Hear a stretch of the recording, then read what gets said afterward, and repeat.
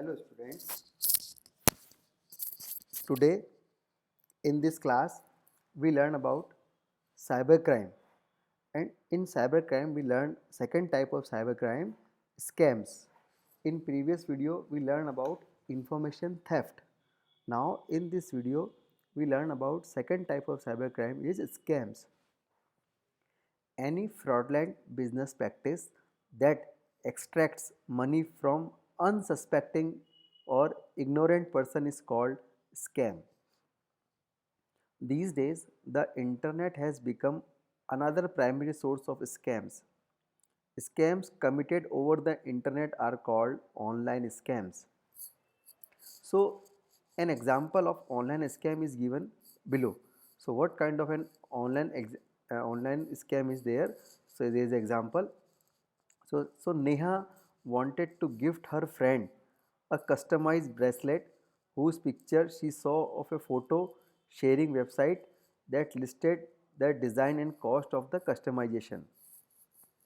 Neha happily transferred an advance payment like 2450 to the account mentioned on the site and was promised a date of delivery.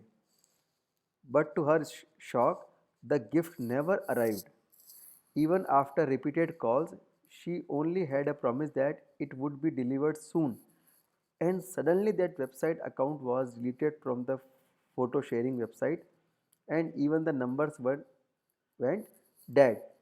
So, this kind of online scam is going on.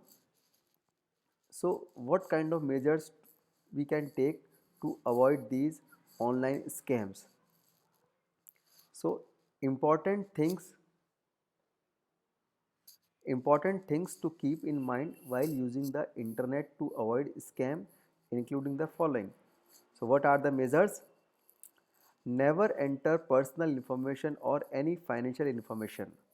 So first, we never have to enter personal information like banking information or credit or debit card information on insecure websites, like the sites that do not employ HTTPS and do not have padlock sign. And second step is never reply to emails from any unknown or unreliable sources. So we never reply any emails which are coming from unknown or unreliable sources.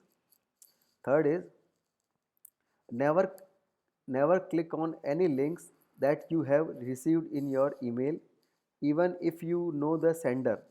Rather open a browser window and type the URL yourself, then clicking on the link in the email. So never click on any links that you have received in your email, even if you know the sender. Rather open a browser window, then type the URL yourself, then clicking on that link in email. And fourth is never respond to the email or advertisement claiming you have won something. So today in this class we learn about online scams, and we see an example of online scam and what kind of measures we can take to avoid online scams.